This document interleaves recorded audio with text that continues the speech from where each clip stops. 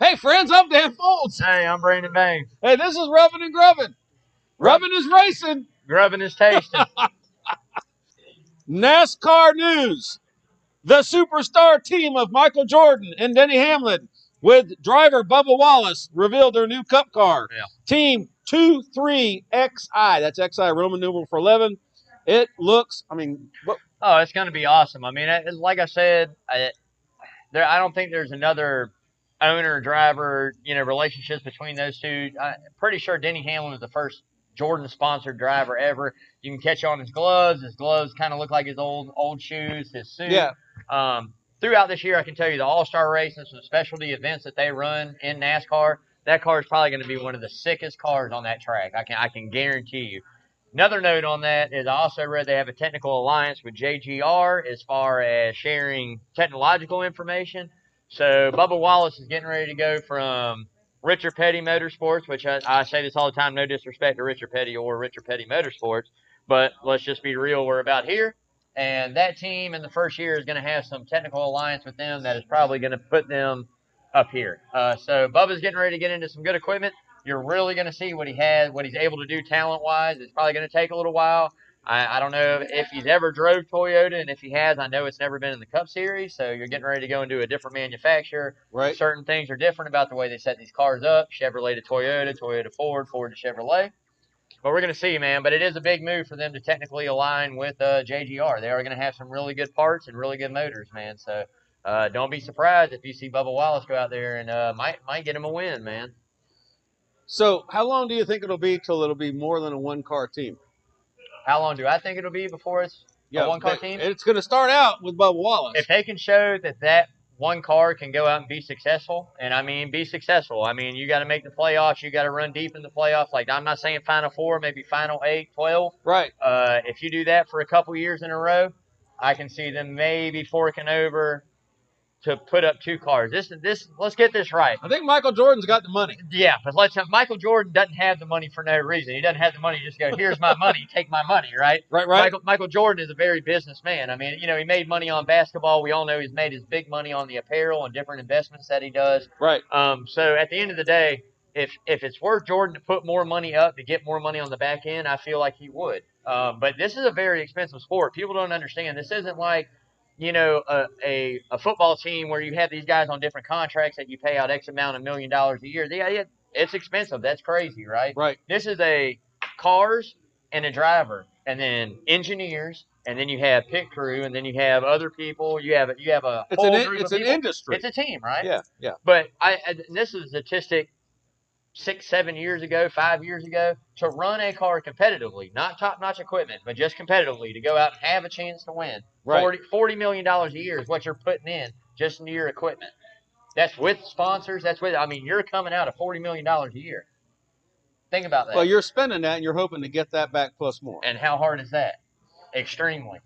That's extremely hard. It's Michael. It's extremely hard. It's MFJ. Let me tell you something about NASCAR though. NASCAR doesn't care. Michael Jordan ain't the one behind the wheel. Right. Guys don't get to go up and shake Michael Jordan's hand every time you win a race. Like, oh, that's my guy, that's my driver. Not only my basketball player, that's my driver, right? That's the money man. That's the man coming out of the money going, hey, here's my budget. This is what it is. And I'm sure that's what it's going to be. I mean, we know he's got bukus.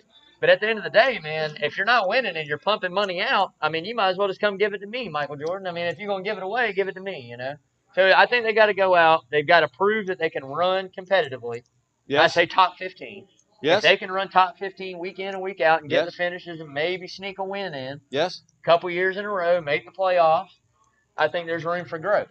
But until then, we got to wait and see, man. Got to wait and see. What? I'm thinking they might add another car and hire another driver. But what do I know? Hey, look, while we're talking about Toyota and adding cars and adding seats, I just want to touch on something that has been in the NASCAR blogosphere lately. If you pay attention to NASCAR, you may be aware that Tony Stewart kind of came out and he was sort of upset that Toyota Racing Development and Joe Gibbs Racing bring a lot of young children into the NASCAR, into the racing world, and obviously there's not an opportunity for all these kids. And I think Tony felt like that these kids are getting a raw deal. And the Toyota Racing Development president, David Nelson, returned fire.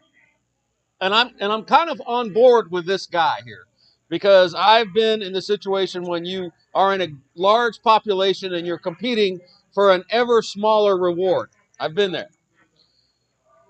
So this is what David said. He said, look, we given drivers the opportunity that they would not have had otherwise. I like that. I would rather have a shot than never have a shot. I mean, Tony actually mentioned Ford. Ford only brings a couple of young people into the program at one time, thinking that everybody they bring in is going to succeed. Toyota and Joe Gibbs Racing, they've got a different scheme of maneuver. They bring a whole bunch of people in. Mr. Nelson said that we think that partnering with Michael Jordan and Denny Hamlin is going to add seats. And when he says add seats, what that's making me think is more than one car. Here's a quote from Mr. Nelson. Most of these young kids who look like a rock star at 13 are never going to sit in a cup car. And I'm going to tell you something. If I was the young kid that got a job at 13 and I never sat in a cup car, maybe I'd be the guy holding a microphone in front of my face, on the side of a track, and I'd have a job. Maybe I'd be a guy associated with NASCAR in the NASCAR organization. There's a whole shit ton of jobs that I could have associated with NASCAR that I might have started by being a little kid who got sucked in by Toyota Racing Development. And I would much rather have an opportunity and have a shot than for somebody to say, well, you're probably never going to make it, and I'm not going to take a chance on you. I mean, I agree. I mean, we talked about this on Sunday, on Green, White, Checkered. I mean, I agree. I mean, I think Tony Stewart was out of line. I think it's just Tony Stewart taking a couple shots out there at Toyota. I said it Sunday. I'll say it now. Well, let's do the math. You got a young kid, now two young kids with Briscoe and Cole Custer. Right. And then you got the oldest guy competing in the sport right now in Kevin Harvick. Right. Which is winning races. That's kind of scary. And then you got Eric Almirola, who had a consecutive streak. I think he'd had like 20 or 21 top 10s this year, right? Right. So if you're so concerned about young kids getting a ride, why don't you boot those two guys to the side and open up your seats, right? Because he's not going to. You know why? Because they win. They're proven. Hey, we can go up here, we run consecutive, we don't wreck equipment. Here's the problem with young kids. Young kids wreck equipment. I don't care how good you are. Right. Unless you're a phenom, dude. Unless you are a guy that they watch come up from 13 years old and they go, this guy has everything it takes to come up here and win. And then get up there, and then when you're there, you prove that you can do it. Right. There's only a few. Jeff Gordon, Kyle Busch, Chase Elliott right now. Those guys, everything they went to, they dominated. And now, I mean, even with the talent they had, it took a while. We look at Kyle Busch rolling. Gordon, through his years, rolled out. Got a lot of wins, right? Mm-hmm. Chase Elliott, getting some wins, finishing. First championship run right here, right? Making you money. Right. With that being said, it's not like these kids just sign on a piece of paper out of just like, oh, my God, yeah, here it is, wham, bam. You're not an indentured servant. Yeah. These kids, the money that their parents have put in or sponsors have put in to get them to the point to even be considered are probably second, third mortgages on a house, selling everything you have, traveling all around the United States every single weekend and midweek, right? Homeschooling your kid for them to go racing. That's what this takes, honestly. Right. Yes. Right? So either you have an agent or you have a mom and dad. So if you do the math and you look up and go, okay, even if I am great, even if I go out and I win a Truck Series championship and I turn around the next year and I win an Xfinity Series championship, where am I going after that? If I'm a JGR developmental driver, you got Denny Hamlin, Martin Truex Jr., you got freaking Kyle Busch, and now you got Christopher Bell. You see any three of those guys between Martin Truex Jr., Hamlin, or Kyle Busch going anywhere anytime soon? Nope. No. So you have one ride. So what are you saying? Are you saying you think that Toyota is No, I think what Stewart said is right in context, that they pull a lot of guys in. I think it's right what you said is, hey, they're given opportunities that aren't given elsewhere. But at the end of the day, that's nature of the beast. That's the nature of the beast, man. How many guys that have sat behind and never got into good equipment that could have been the next Jeff Gordon or could have been the next Dale Earnhardt or, all these guys that never, ever got seat time in a really good piece of equipment. They were good. And then they got into the sport. No seats were open. I'm going to take this one. And then it's running C grade or a low B grade equipment. And you never win. You're never in contention to win, no matter how good of a driver you are. If you got crappy equipment, you're not going to drive it to the front. I don't care. You could take Dale Sr., Richard Petty in his prime, Jeff Gordon in his prime, Jimmy Johnson in his prime. You give them the 77 car. Guess where they're going to finish? Maybe a little bit better than what the guy does that's in the car. Right. But they're not going to win a race. No. I can promise you that. The equipment's not there. So is it? Well, so I guess the philosophical question is it better to have been there in a piece of crap car and had your name on TV? I say it's better to sign your name on the dotted line, jump in a Toyota, show everybody what you can do, right. and then let the chips fall where they lie when you're going to get in the Cup Series. So one thing that this man said was, and Big is actually, I'm not sure if we're arguing or agreeing with each other right now. Big has actually said this, and this is something that Mr. Nelson said. And I can't tell this because the ARCA cars kind of look like the Xfinity cars, and the Xfinity cars kind of look like Cup cars. But this gentleman said that there is a massive leap in skill required. Forgiveness. I mean, the whole between thing is, Xfinity and Cup. ARCA isn't as forgiving as a truck, right? Trucks are probably the most forgiving piece of equipment you can race. You can go out and race the wheels off of a truck. I love the trucks. Right. You can bang it. You can hit the wall. You can hit each other. I'd love to drive a truck. You can do all this stuff in a truck, and you right. can still run it. Right. Xfinity composite body, right? So it's all, plastic. So when you hit the wall, guess what happens? It just pops back out, or you got a little damage. You tighten it up, right? Can't you also change the panel that you can change the composite panel? Right. Isn't composite coming to Cup next year? I don't know if they are or not. I really hope not. I think it is. If you know the answer to that question, drop us a comment. I think that's a bummer move. If the 2021 car has composite, I think it's a bummer move on the Cup Series. But neither way, I mean, whatever. But at the end of the day, Xfinity has more horsepower than trucks. They drive different. So if you're going to relate Cup and Xfinity, you go, okay, Xfinity, I can hit a wall. I can barely touch a wall on my fender, and it's going to pop back out. No damage done, right? I'm going to keep rolling. Yes. You can bang it off a wall sometimes. Keep rolling. No damage done. Yes. Cup car, you sideswipe the wall, you got problems, bro. It's metal. Your arrow's done. The way that car touch that car. Right. It's correct. Crazy. So not only that, more horsepower, then you're racing different aero packages. You're doing different stuff. And not only that, you're racing against the best guys in the sport for a reason. I'm going to ask you a dumb question. Are the Xfinity cars yesteryear's Cup cars? They used to be. ARCA used to be later years. Xfinity cars were later years. Cup cars. So it was kind of like a program where, hey, you run Cup cars for 3-4 years. We come out with a new gen. We can sell those down here. Sell those down here. Right. Yeah. Not anymore. Not anymore. No, okay. Not anymore. It's totally different. You can't do that now. So, I mean, like I said, it's leaps and bounds. So the Xfinity cars are purpose-built for Xfinity. Correct. Okay. You have to purposely go and prove your worth in every single series you're in. And like I said, even if you do that and you get to the top, there's no guarantees that you're going to get a top-notch car. This is a young sport. Dude. You only got a few old dudes.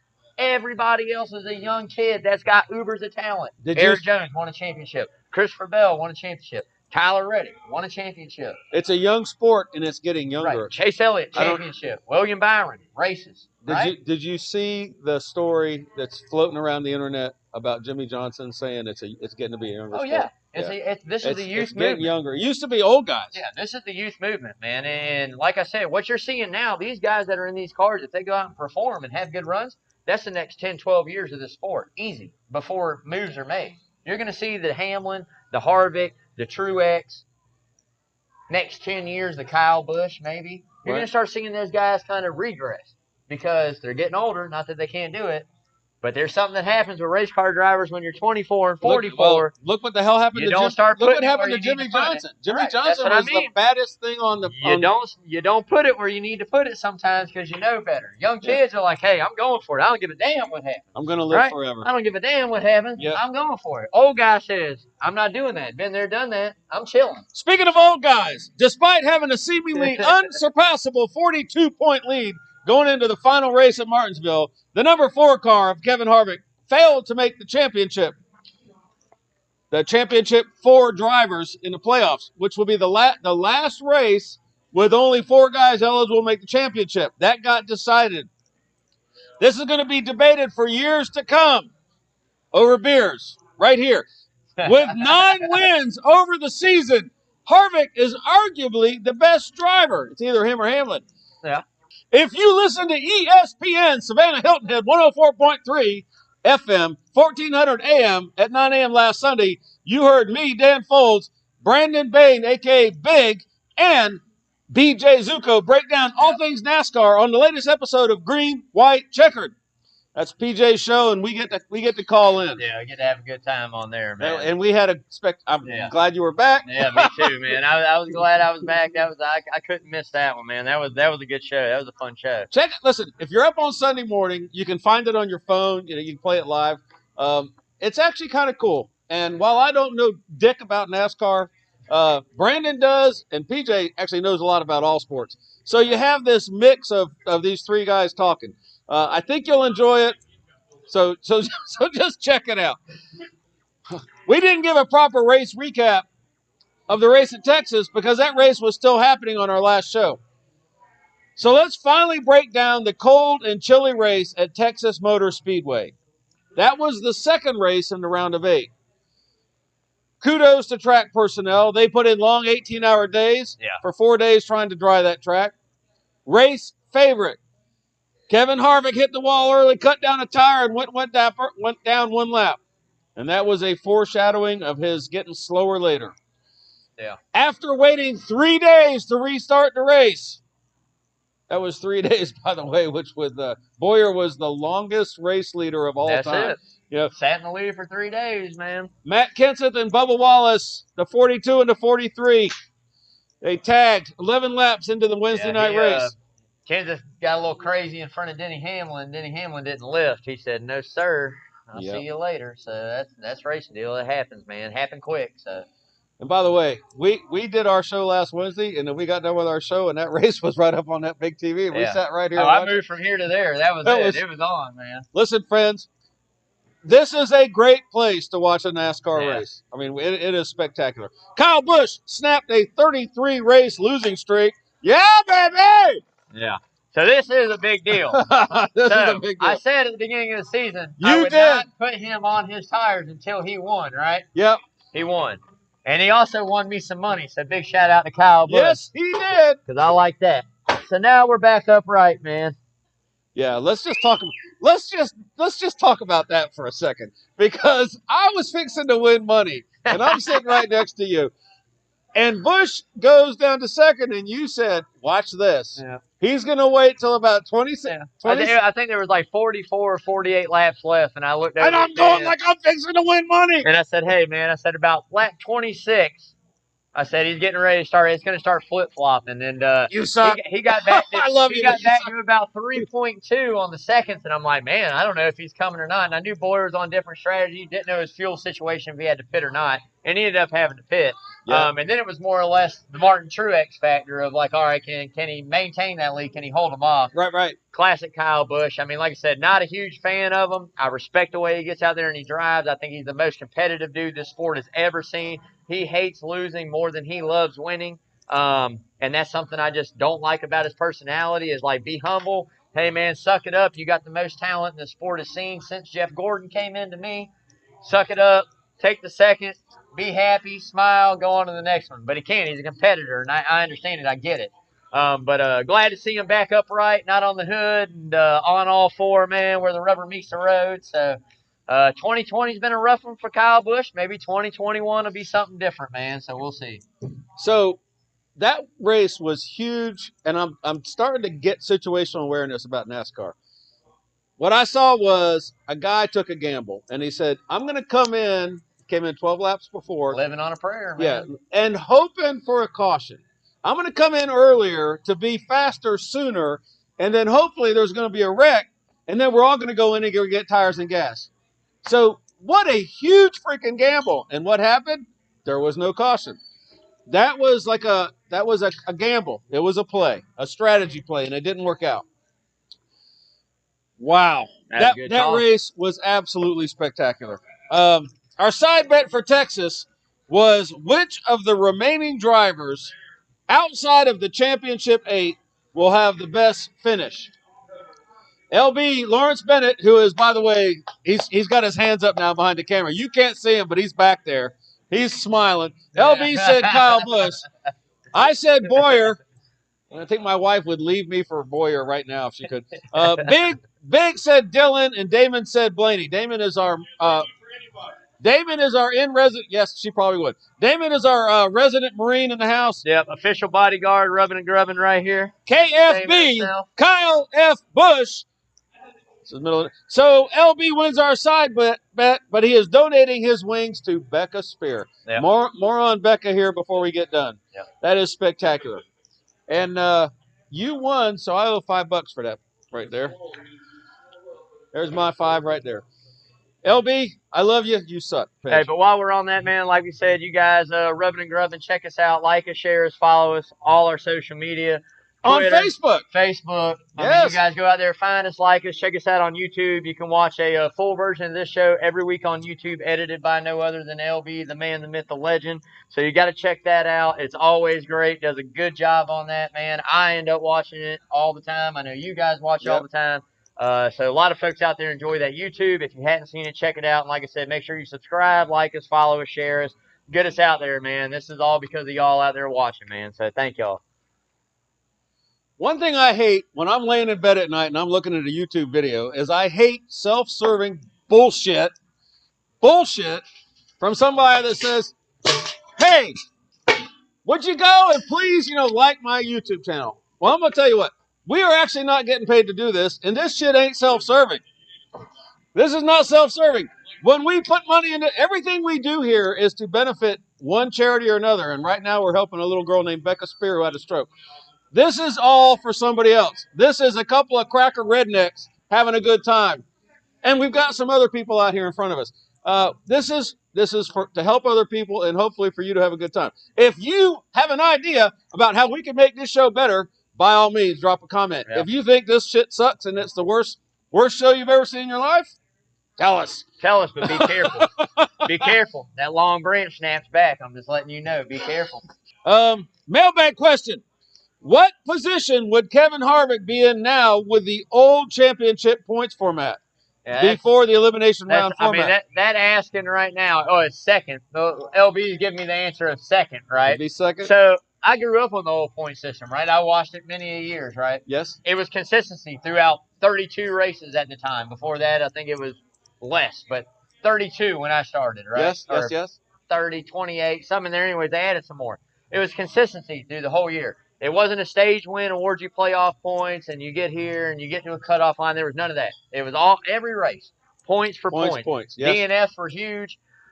Top 5s, top 10s, wins, laps led, leading the lap, yada, yada, yada. A lot of different scenarios. It was a real weird point system, how it used to run, right? Mm-hmm. So I argued it for a long time when they brought this in. Gordon would have had more championships had it been the old point system and not the new one. Right? Yeah. But it just didn't work that way. As I say all the time, rules change in football, rules change in baseball, rules change in every single sport. Rules are going to change in NASCAR. Point systems are going to change in NASCAR. Yes. The way we do things. It awards now more for a win than what it did then. But in Harvick, a prime example, to win 9 times, but not be hot when it's time to be hot and have a couple things How happen could to Harvick not be in How can this happen? It happened. Now, 9 wins.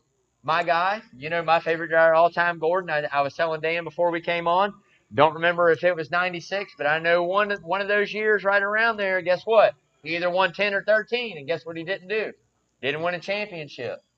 He won 10, I think it was 10, 13, or 13, 10, 10 in 3 years on a 32-race schedule, 33 races. Right. Right. Now, that's something that hadn't been done since, right? So, it's just this is the way the cookie crumbles in today's sport, man. He didn't show up and do what he needed to do. He didn't have the good runs. He messed up at Texas. Yes. Turned around at Martinsville. Caught a couple laps down or a lap down again. Fights all night to get back up there. Didn't have the equipment to get back up there, first off. Right. Second off, had he been up there, 12th, 13th, 11th, hey, good finish. You're racing the guys you're in the championship with, man. 5 guys you had to beat. 4 guys you had to outrun. 1's locked in. 4 guys you got to outrun. Yes. And it just didn't happen. So it just didn't happen. I hate it for Harvick, but that's the way it goes. I'm sure he'll be right back in there again, man. Let's break down the Sunday race at Martinsville. It's the last race in the round of 8. And that was I watched that one from home actually. I didn't come up here. No, I got home from work in time to catch right at about the last 300. So I got into it pretty good, but you know me, I always sneak a peek. I'm always listening, man. The good, the bad, and the ugly. Martinsville, Virginia. On the radio, I said West Virginia. I apologize to all you ESPN fans. It's Martinsville, Virginia. The good, the bad, and the ugly. Martinsville edition. The good. The number 9 car, Chase Elliott, was in a must-win situation to get into the championship for Big called the winner last week, and he had him in our NASCAR game of skill. Big. I did. That I did. There's nothing more that excites me. Big's feeling big right now. Nothing more that excites me than watching my favorite driver win every time, man. You know, we talked about it on the radio show. We talked about it here. I took Truex being that number 1 guy just because of the dominance in the spring, and it showed right back up. I mean, you saw what he was able to do. That was the only guy all day that had anything for Elliott on the long run, short run. Didn't matter. Had he not had the loose tire, maybe it would have been a race to the end. Maybe things would have been different in my eyes. Not really. Elliott was class of the field all day. When you look at what that pit crew did to him, a couple different really bad stops, things happen. Really good move that saved him. Are you dialed into the guy that came over the wall early and then reset himself? Really good move that saved him a lot of track position. It lost some spots. There's some scuttlebutt that might have won him the race. The guy didn't screw that up. No. I think there was enough laps that he could have got back up there. 1, it was a long run. 2, we had another caution. But it was the next stop where they hung the lugs on the left rear that I felt cost him a lot more than that. And that was a heads-up move to that Jack man. That is a big shout-out to him to know to go back to reset before he touched If you don't know anything about NASCAR is more than going fast and turning left. It's a team sport, and there are a tremendous amount of really, really spectacular individuals involved. Talented people, smart individuals. That you're never going to know their name. But they are spectacular. Nope. But at the end of the day, man, love to see my boy go out there. I think this was He won money, of course. Oh, yeah. But I love it either time. This is the first pressure situation that this young man has gotten into as a driver and had to show up and had to put that talent out there. And he showed up and he wrote the check and he cashed that sumbitch. What happens when an Elliott wins a race? Sirens. Siren where? Dawsonville Pool Hall, man. Dawsonville Pool Hall. Can you get a cheeseburger at the Dawsonville Pool Hall? Oh, shit. I'm sure. I think we need a rubbing and grubbing road trip to Dawsonville, Georgia. Oh, let's do it. I think we might need to do that in the off season when there's no races. We might need to run up to Dawsonville and do a Facebook Live show. I'm down. Let's do it. I'm down. Okay. I like that idea. All right. The bad. Kevin Harvick was trying to wreck Kyle Busch. I mean, up in your face. I'm going to crash you. Yeah. Trying to wreck Kyle Busch to gain 1 more point so he can make the championship. You would think someone with Harvick's experience would know how to move someone out the way without wrecking himself. Well, I think that he did the best job that he could. It's not like he was there for a couple laps to be able to move him in a better position, center of a corner or something where he could have carried it through and got that spot. I mean, it's a racing deal. He did. There's no question asked that Kevin Harvick did everything Kevin Harvick could do to win that race. Yes. And that's how Kevin Harvick races. He's a professional. Correct. If this is it, this is my championship, I got to move you. I got to get ahead of you. I can put a bumper on you, put a bumper on him. It didn't work. It cost him more spots. Didn't matter at that point. It was only 1 spot that he needed. Right. And it happens. But I give big kudos to Kevin Harvick for being a competitor and understanding, hey, Kevin Harvick did everything Kevin Harvick could do for that race. And in all honesty, that guy has showed us a shit ton of entertainment this year. Hey, it's a racing move, man. That's a racing move, man. That's a racing deal, man. I gotta have to get Jay. I can go back and you go to a Bristol race where Dale Earnhardt, whether it was Rusty Wallace or whether it was Terry Labonte, either way you want to look at it, Dale Earnhardt wrecked the hell out of all kinds of people just to get the win whenever it was just a win. Not even for a championship. It was just a win. So had they come out and penalized Harvick for doing this to Busch, whoo, man, now we're talking you're taking the roots away. Now you're talking, all right, it wasn't for a win, right? Wasn't for a win, but this is for me to move on to the championship. So what's more important, a win or a championship? If you're interested in NASCAR trivia, find the YouTube video when Kyle Petty showed up with his car painted like Dale Earnhardt Sr.'s car. That's a heck of a story, but I ain't got time for it. But yeah, wrecking people and getting away with it or not getting away with it, that's part of the sport, man. Long history in NASCAR. I say let them settle it, man. The ugly of Martinsville, because we're doing good, bad, and ugly while we get off on sidetracks. The ugly. Spotter Rick Corelli of the number 20 car of Eric Jones told Jones, do not pass your teammate, Denny Hamlin, with 12 laps to go. And if that, when I was in flight school, we had a line that said, if you're not cheating, you're not trying. A candidate will not lie, cheat, or steal, or tolerate anybody who does. Well, I'm going to tell you, everybody in flight school tries. That was borderline cheating because the rules say that drivers must not artificially alter positions. Correct.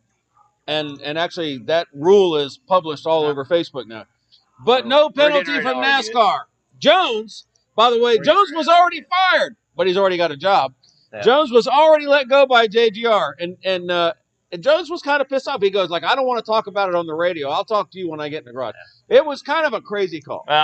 Honestly, I'm going to censor it for any young viewers that are out there, but if I was Eric Jones and you fired me or you didn't re-sign my contract, you're moving Christopher Bell up. And you tell me don't pass that car? That was the perfect opportunity to do one of these numbers right here. You guys can understand what that is. That was the perfect opportunity, right?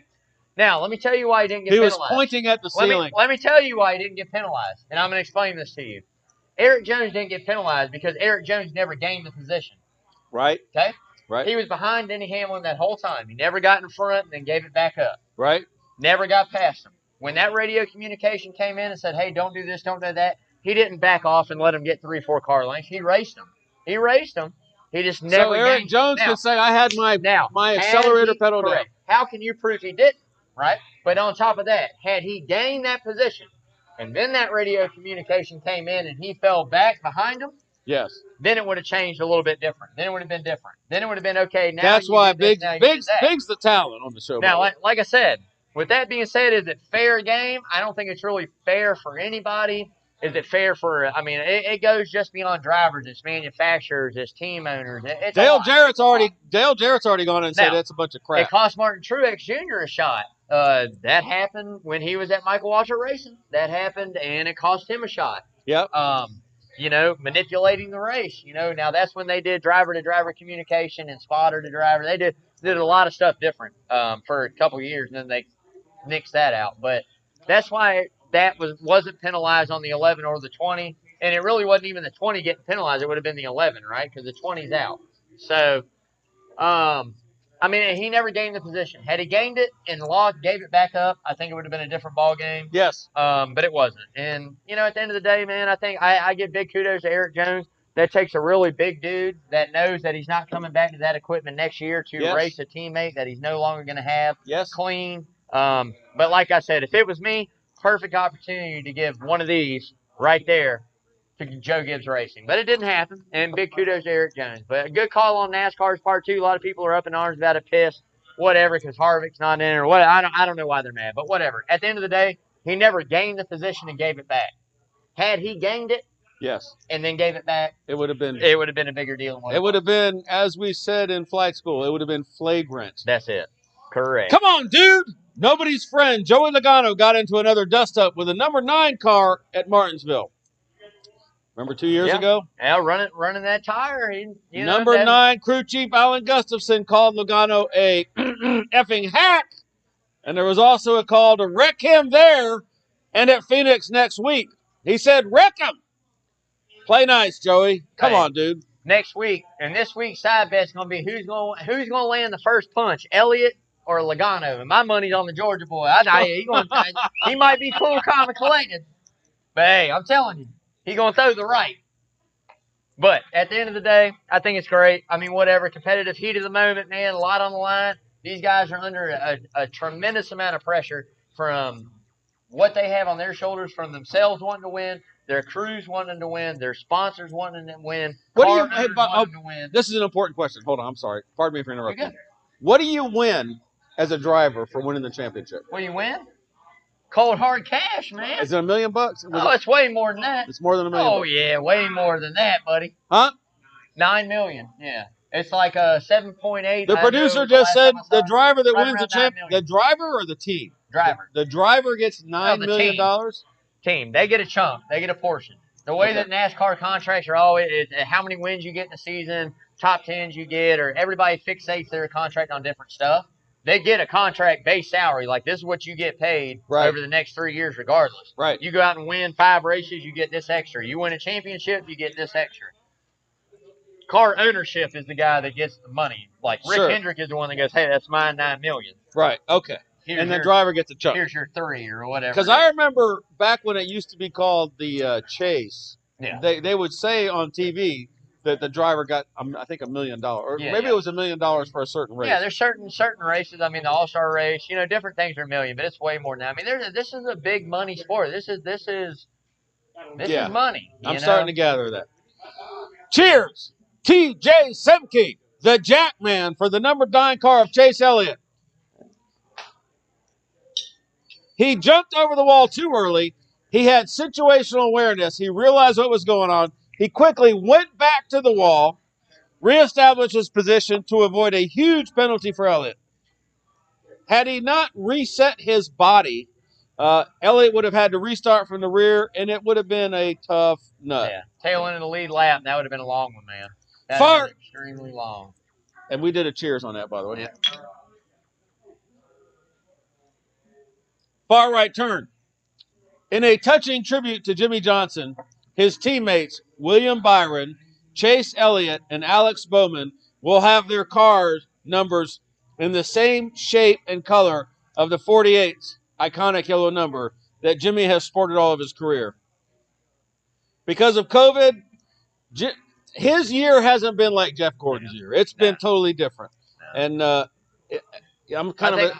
think everybody's has. I mean, this year's been an extremely weird year. It's a weird year. I mean, you got Jimmy retiring, you got Boyer going out. Not that, a 7-time champion in Boyer, but, I mean, do you owe a little more? Yeah, you probably owed a little more, but you couldn't give any more than what you gave, right? Mm-hmm. Just the restrictions that this virus has put on us as a NASCAR family, as a country.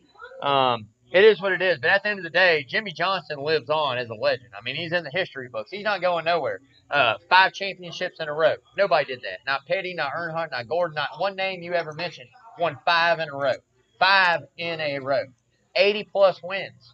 The guy was phenomenal. He's spectacular. He's phenomenal. Yeah. Carried himself well.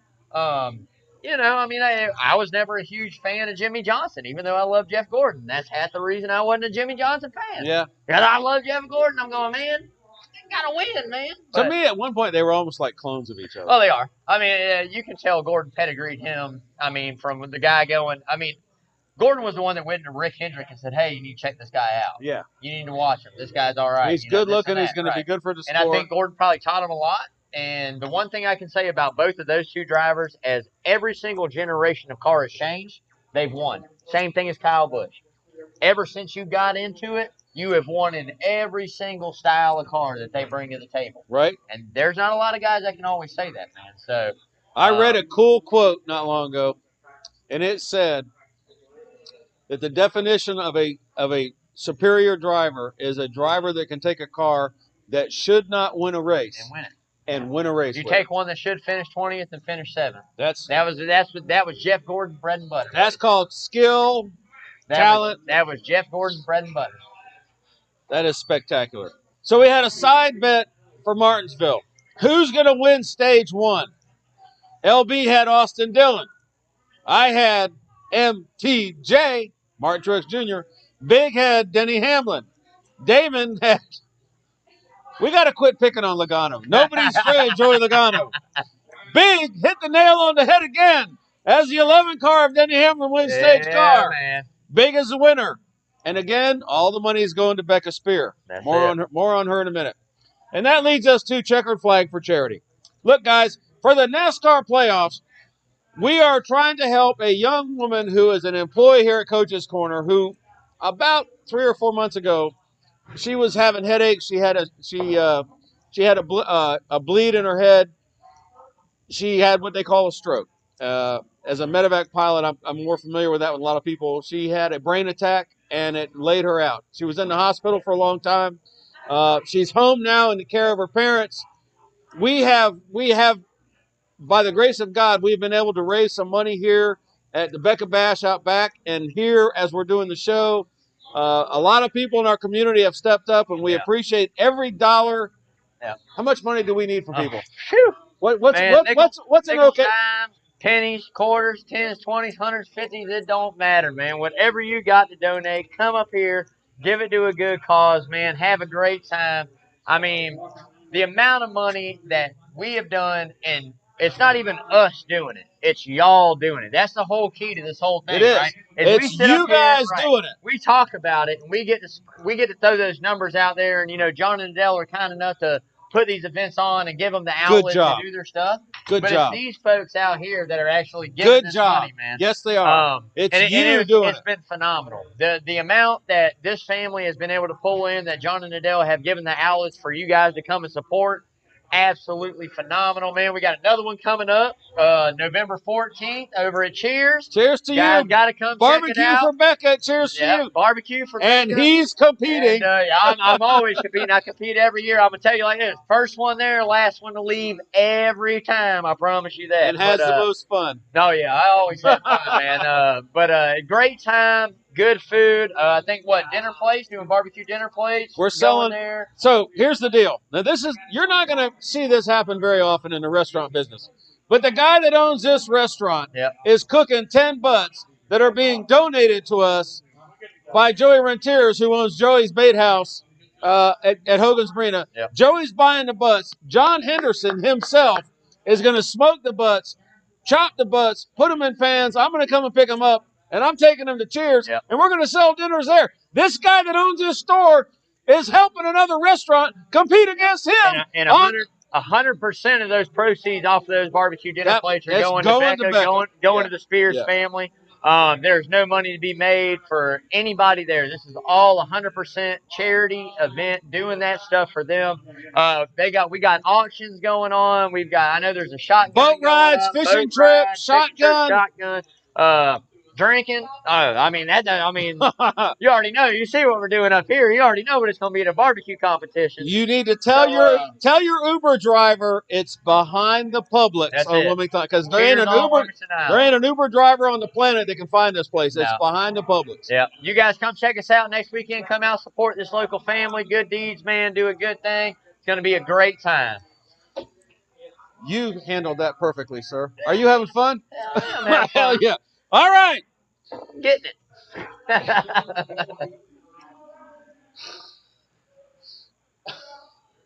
I got some stuff I'm supposed to read. Come in, donate money for Becca Spear. That's it, man. That's it. Man. Oh, by the way, we have raised us right here. Just a show. Us right here. Everybody in the background, give us a cheer. I didn't. That was lame. Holler! There's a Marine back there. We have raised $3,116 for Becca's care. Yep. And that's just us doing that. I mean, overall, the whole coaches, the whole program, the TP Tower and everything, we're up over $70,000. Yeah. Spectacular. There it is. Drop by, donate your favorite driver's number. If you like the 43 car, well, come in. If you can't do $43, come and give us $4. Give us 43 cents. Yeah, I don't care what whatever you can do. Give us something. If you like the 9 car, give us $10. Give us $9. There it is, man. Breaking down the championship season finale at Phoenix. Yep. We've only got one more race. What the hell are we going to do when there's no more races? We're going to talk about it. We're going to keep talking about it. There's still going to be a lot to talk about. Are we going to keep having shows? Yeah. We're going to keep doing it. Are we going to have shows when there's no... There's going to be a lot to talk about, man. Off season, there's always some testing, always different stuff, always history. We're going to keep it going, man, always. By the way, sidebar, right now in the house, we have another super team on the Coach's Corner Sports Network. And they're getting ready to come up here in just a minute. Yeah, man. Breaking down the championship finale. Jimmy Johnson and Clint Boyer's final race. Boyer is ending his career where it started. He made his Cup debut at Phoenix on April 23rd, 2005. That's Boyer. Yeah. 2005. 15 years, man. Good run. Good job. Good job, sir. We look forward to seeing you in the Fox booth. Chase Elliott's on the pole. Our side bet for Phoenix. Who's going to win the championship race? No, I say the side bet for Phoenix is how many laps will the championship winner lead? Okay. How many laps will the guy that wins the championship lead? There's only 4 guys, so there can only be 4 of them. Woo, this is tough. Or, I mean, there could be more. We all got different lap numbers, I guess. So I'll say 30. you're going to say 30. 30 laps. He's going to lead for 30 He's gonna laps. lead 30 laps. And he's going to win the championship, and he's going to lead for 30 laps. I know it's a shorter race.